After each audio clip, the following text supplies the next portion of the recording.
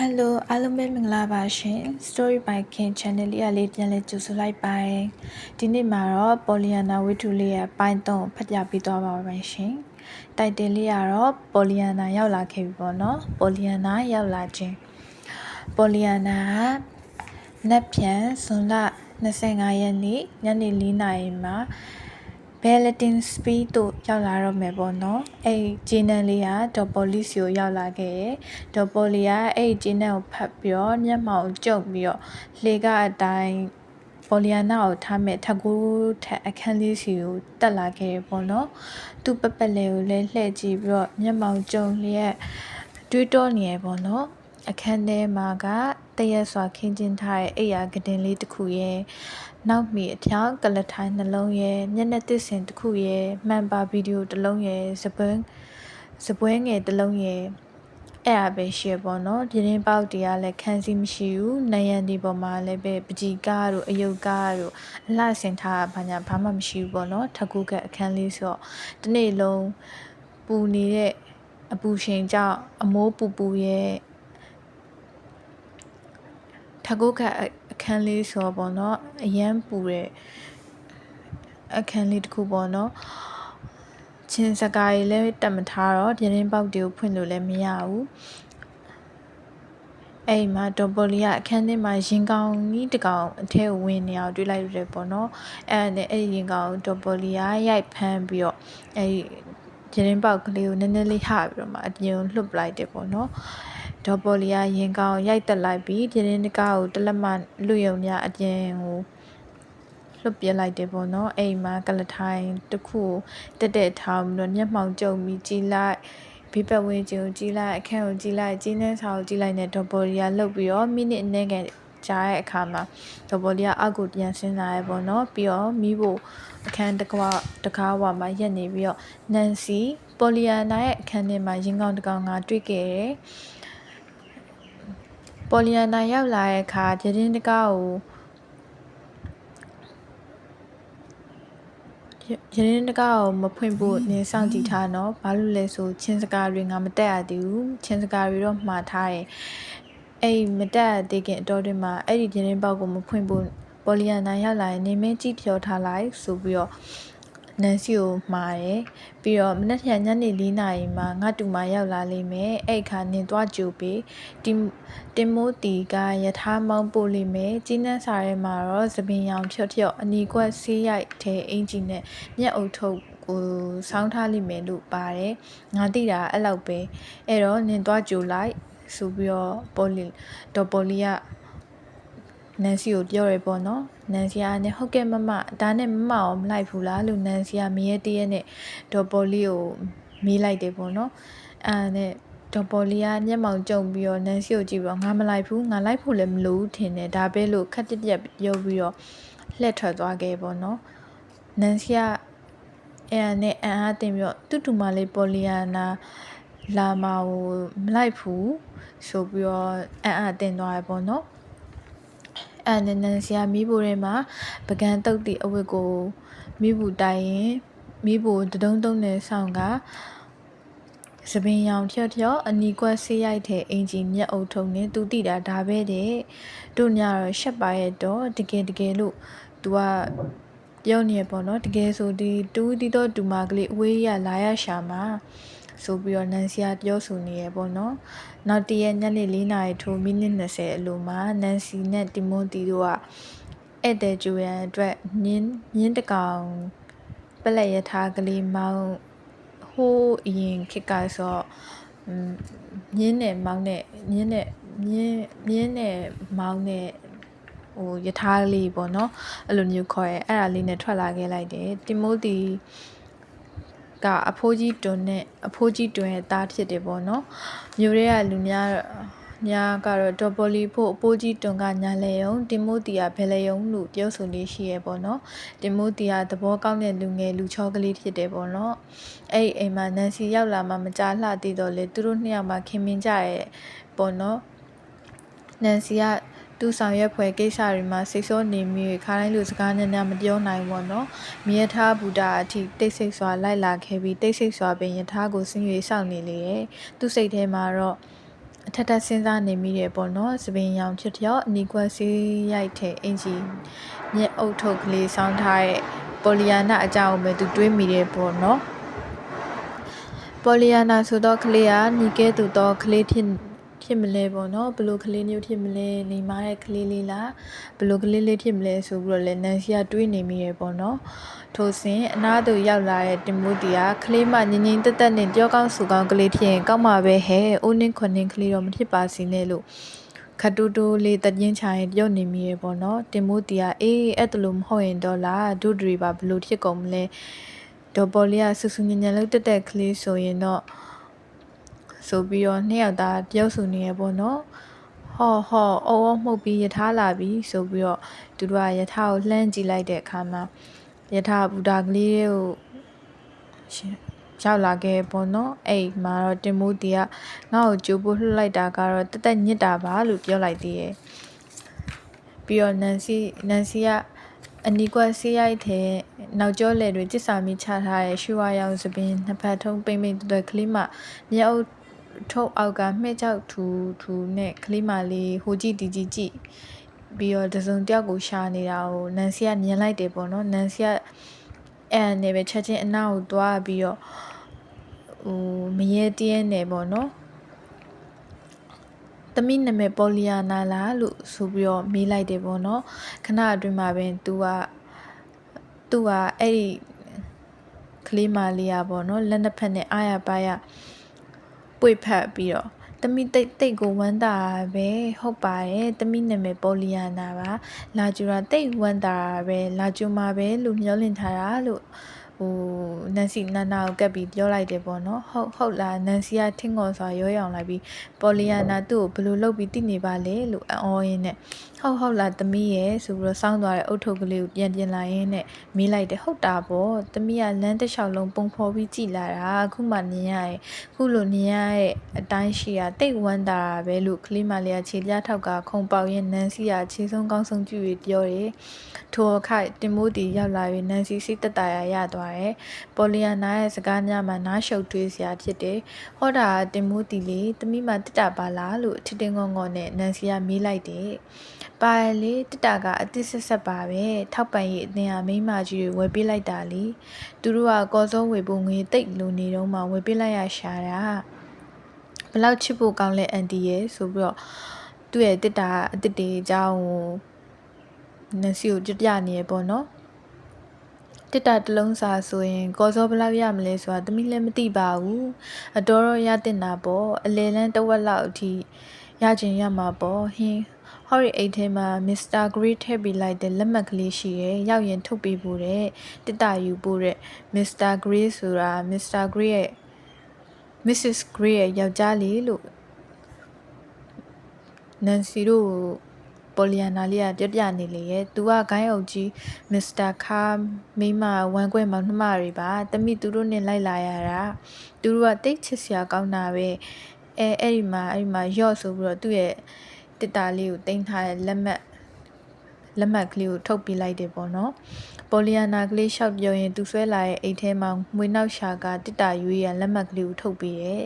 နန်စီကနောက်ထောင်ရင်အလိုမောလာပြီးတော့ပင်သက်ရှိုက်လိုက်မိရဲ့တင်မိုးတီဘက်ကိုမတိမတာလှည့်ကြည့်လိုက်တော့တင်မိုးတီကညနာကိုအခြားတစ်ပတ်သူတမင်လှည့်ပက်လိုက်စီကိုတွေ့ရတယ်သူတို့ကကလေးကိုဘာပြန်ပြောရမလဲမသိဘူးဖြစ်နေရပါတော့မြင်ထားပုံမှာပေါ်လီယာနာရဲ့တစ်တာကိုနောက်ကတင်လျက်တင်မိုးတီနဲ့နန်စီတို့ကြားတွင်ပေါ်လီယာနာကအဆင့်သာထိုင်လျက်သူတို့၃ယောက်သားဘူတာမှထွက်လာခဲ့တဲ့မကြာမီလှုပ်ရှားရှိတီတို့လှုပ်နေစဉ်ကလေးမတီစက်မပြတ်ဝေဖန်လိုက်မီးလိုက်ပြောလိုက်နားထောင်လိုက်နန်စီပင်လျင်သူပြောသမျှအမိလိုက်၍မောနေတော့တယ်တဲ့အဲ့အနေသူတို့တွေကထွက်လာခဲ့လိုက်တယ်ပေါ့နော်ကဲဘလောက်ဟန်ကြတလဲရင်အဝေးကြီးလိုက်ရင်အဝေးကြီးပေါ့ညင်ရထားအဝေးကြီးတိတ်စီကျင်တာပဲအေးလေမဝေးလေတိတ်တော့ကိစ္စမရှိပါဘူးမြန်ရောက်တာပေါ့တိလားလမ်းကလေးကလှလိုက်တာလမ်းကလေးလှမယ်ဆိုတာသိရဲ့အဖေကပြဘူးတယ်လို့ပြောလာရမှာရုတ်တရက်တစ်ဆွဆွကလေးရက်သွားတော့နန်စီကသူ့ကိုကြည့်မိသည်တွင်သူ့မိကလေးတုံကမျက်လုံးများတွင်ညက်ရင်များပြည့်နေသည်ကိုတွေ့ရရဲ့တဲ့သူ့ဖေကိုတတိယသွားပေါ့နော်သူ့ဖေပြဘူးရဲ့လမ်းကလေးအကြောင်းပေါ့ တခဏချင်းမှာပင်ကလေးမသည်စိတ်ကိုတင်းပြစ်လိုက်ပြီးခေါင်းကိုမော့လိုက်သည်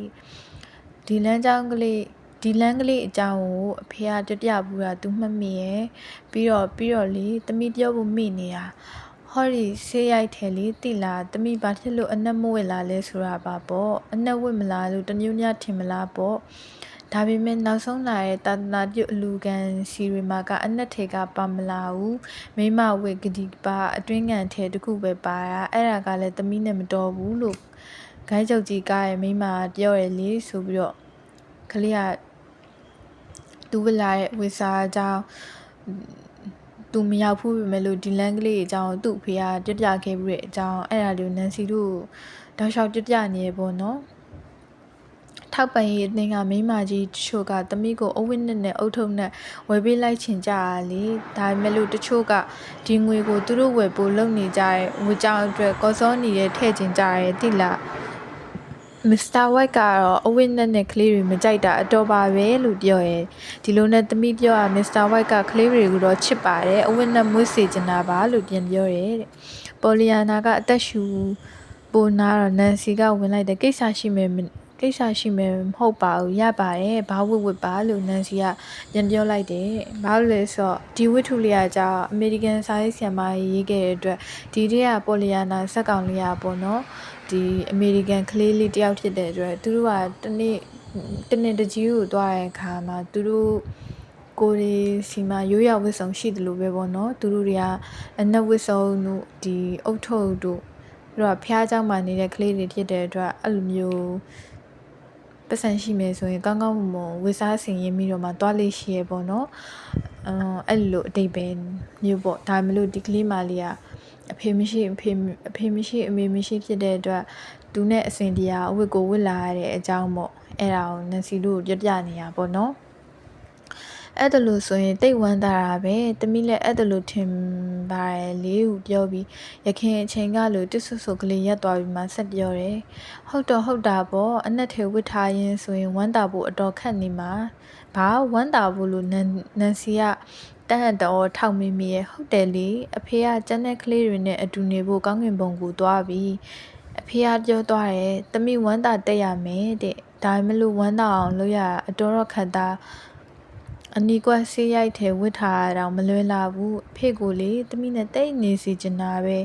အထူးသဖြင့်အမေနဲ့ခြားကလေးတွေကကောင်းကင်ဘုံမှာဖျားသခင်ရောတမန်တော်ရောရှိနေမှာပဲလေတမီးမာကထောက်ပံ့ရေးအသင်းကမိမကြီးတွေကလည်းဘယ်သူမှမရှိတော့အဖေကိုတမီးနဲ့ပဲနေဖို့ကောင်းတယ်လို့မထင်ပဲမနေနိုင်ဘူးပေါ့အခုဆိုရင်တော့အန်ဒီပေါ်လီရှိလို့တော်သေးရဲ့တမီးအန်ဒီပေါ်လီကိုရတိတ်ဝမ်းသာပဲအန်ဒီပေါ်လီရဲ့လို့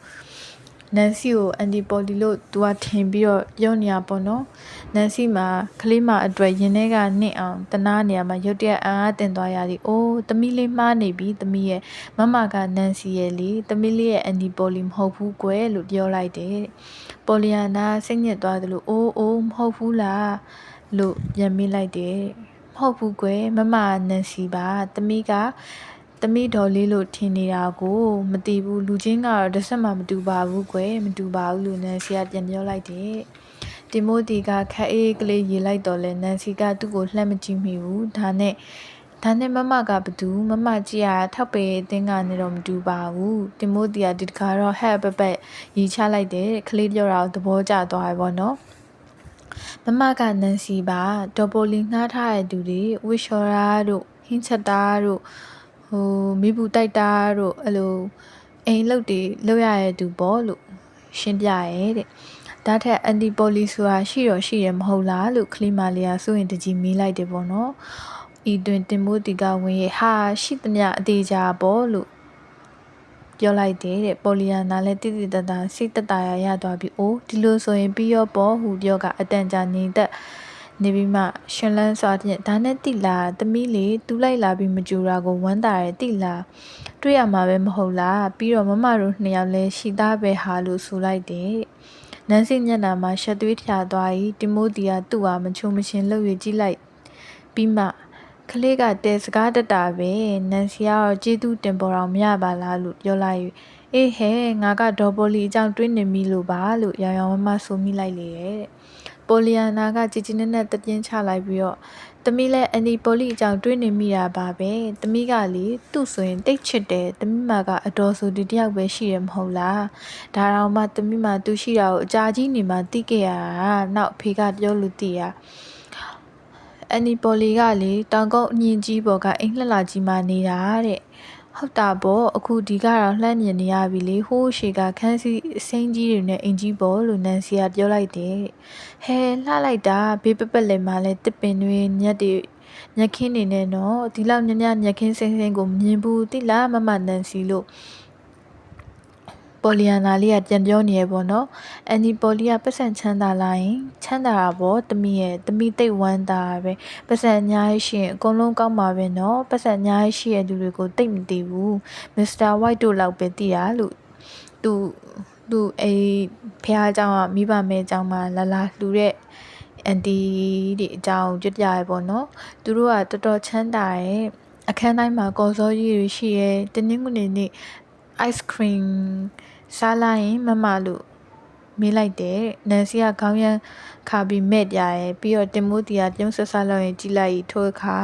တင်မိုတီကမစားဘူးကလေးရဲ့မင်းအန်တီပေါ်လီက ice cream မကြိုက်ဘူးထင်ပါရဲ့တို့ကတော့သူ့စပွဲပေါ်မှာတစ်ခါမှမမြင်ဘူးလို့တင်မိုတီကပြန်ဖြေလိုက်တယ်တဲ့ပေါ်လီယာနာလည်းမျက်နှာညှိုးသွားအော်မကြိုက်ဘူးလား ice cream မကြိုက်ဖက်ဘလို့နေနိုင်လဲမသိဘူးနော်ဒါပေမဲ့လေတမျိုးတော့ဝမ်းတာလို့ရပေါ့မစားရင်မစ္စတာဝိုက်လို့ဘိုက်တော့မနာဘူးပေါ့လို့မစ္စတာဝိုက်ရဲ့ ice cream ဆိုရင်လေသမီးပဲစားရတယ်အများကြီးပဲအန်ဒီပေါ်လီမှာတော့ကော်စောတွေရှိမှာပေါ့နော်လို့ကော်စောတွေအကြောင်းကိုဆက်ပြီးလိုက်တယ်ကော်စောတွေတော့ရှိတဲ့အခန်းတိုင်းလားအခန်းတိုင်းလိုပါပဲလို့နန်စီကပြေးပြီးမှကော်စောမရှိတော့ပေါ်လီယာနာကိုထားမဲ့ထကိုးထက်အခန်းလေးအကြောင်းပေါ့နော်တတိယပြီးတော့ချက်ချင်းမျက်နှာပြတ်သွားရပေါ့နော်နန်စီကစိတ်မကောင်းဖြစ်သွားအိုးတမိတိတ်ဝမ်းသာပဲတမိကကော်စောဆိုတိတ်ကြိုက်တာတမိတို့မှာတော့ကော်စောတစ်ခုမှမရှိပါဘူးအလူခံပစ္စည်းတွေထဲမှာပါလာတဲ့ခင်းဆောင်ကလေးနှစ်ထည်ပဲရှိရဲတစ်ထည်ကမြင်းစွန်းတွေနဲ့လေမစ္စတာဝိုက်မှာပကြီးကားတွေတော့ရှိရဲတိလာတကယ်လှရဲ့ပကြီးကားတွေတိုးကလေးတွေရောချင်းသေးကြီးရောအတူတူနေရတော့မဟုတ်ဘူးပေါ့တိုးကလေးနဲ့ချင်းသေးကြီးကိုပြောတာလေလို့ပြနေလေရဲ့ကျန်းစာရဲမှာတော့သူတို့တနေ့အတူနေကြလိမ့်မယ်လို့ဆိုရဲဒါပေမဲ့သူတို့အခုတော့မနေကြသေးဘူးမစ္စတာဝိုက်ရဲ့ပကြီးကားရဲ့တိုးကလေးနဲ့ချင်းသေးကြီးကိုပြောတာပါမမရဲ့အပြင်ကချင်းသေးတဲ့တိုးတွေပြောမဟုတ်ဘူးနော်လို့ပကြီးကားရဲ့အကြောင်းနန်စီကိုပြနေရပေါ့နော်မမရောပကြီးကားတွေကြိုက်လာရင်လို့ပေါ်လီယာနာနန်စီကိုမင်းလိုက်တယ်တဲ့မပြောတဖူးကွယ်လို့နန်စီကမပွင့်တပွင့်နဲ့ဖြေရဲ့တဲ့သမီးကတော့တိတ်ကြိုက်တာသမီးတို့မှာကပကြီးကားတွေမရှိပါဘူးဒါတွေကအလူခံပစ္စည်းတွေမှာမပါတဖူးတိလားမမရဲ့တခါတော့ပါလာဘူးတယ်လေပကြီးကားနှစ်ကားတကားကတင့်မကောင်းလို့အဖေကသမီးဖို့ဖက်နှက်ဝဲအောင်ပတ်စံရဘူးရောင်းလိုက်တယ်နောက်တစ်ခုကတော့မကောင်းပါဘူးချိတ်လိုက်တာနဲ့ကြောက်ွယ်သွားတာပဲမှန်ဆိုကွဲတာပေါ့နော်သမီးပြင်ငူလိုက်ရတာဆိုပြီးတော့ပြနေရဲ့ဒါမဲ့သမီးတို့မှာအဲ့တလူကောင်းတာတွေမရှိတာကိုဝမ်းသာပါရဲ့လေဒါမှအန်တီပေါ်လီစီယာဟာတွေကိုပူကြိုက်မှာပေါ့အသေးစမ်းတွေဖြစ်နေရမဟုတ်လားဟင်သမီးတို့အယောင်မိန်ဖြော့နေဖဲပြားကြီးတွေရှိခေါင်းစည်းနေရတာကစီရဲမှာဖဲပြားလာကလေးတွေပါလာတုံးကလို့ပေါ့လို့ပြောရင်းနဲ့ပင်သူတို့ဒီအင်ကြီးဝင်လန်းတဲ့သူချို့ဝင်တဲ့ဖြင့်ပေါ်လီယာနာဒီဝမ်းသာအားရပင်ဟာအင်ကြီးကတကယ်လှတာပဲလို့ဆိုလိုက်တယ်တဲ့တင်မိုတီကတစ်တာကိုချနေစေတွင်နန်စီကသူ့နာသူကပ်ပြီးလေးတန်းတိုးဖြင့်ဟဲ့တင်မိုတီနောက်ဆိုရင်တို့ဒီအိမ်ကထွက်ဖို့စကားမျိုးဘယ်တော့မှလာမပြောနဲ့တော့တိလားလို့ပြောလိုက်တယ်ထွက်ဖို့လားတို့ကတော့မပြောပေါင်ပြောင်တို့ကိုဆွဲမထည့်ပါနဲ့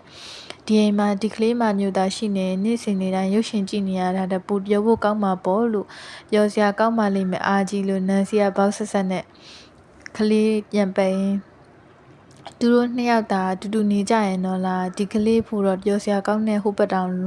လွန်ထွက်သွားမယ်တိလားသူ့မှာပြေးစရာပုံးစရာကြောက်စာတခုတော့လွန်မှာပဲအေးအဲ့ဒီကြောက်ဆောင်ငါပဲဖြစ်မယ်တင်မိုးတီတကယ်လို့နန်စီကတင်မိုးတီကိုပြနေပေါ့နော်ပေါ်လီယာနာလေကားကျဲကြီးမှနေအိမ်မော်တို့နန်စီကခေါ်သွားရပေါ့နော်ကျေးဇူးတင်ပါတယ်ရှင်အပိုင်း3လေးကတော့ဒီလောက်ပါပဲအပိုင်း4မှာပေါ်လီယာနာနဲ့ဒေါ်ပေါ်လီတို့ကဘာရေးဆက်ဖြစ်သွားမလဲနန်စီရော ဘလို့တွေဒီအိမ်ကြီးမှာရောเนาะနန်စီရောဘလို့တွေဆက်ပြီးတော့ဒေါ်ပေါ်လီနဲ့ကလေးမလေးကြားမှာဘလို့တွေကာကွယ်ပေးသွားမလဲဘလို့တွေဖြည့်ရှင်းပေးသွားမလဲဆိုတာဆက်လက်ဆောင်ကြည့်ပေးပါအောင်ရှင်ကျေးဇူးတင်ပါတယ် Story by King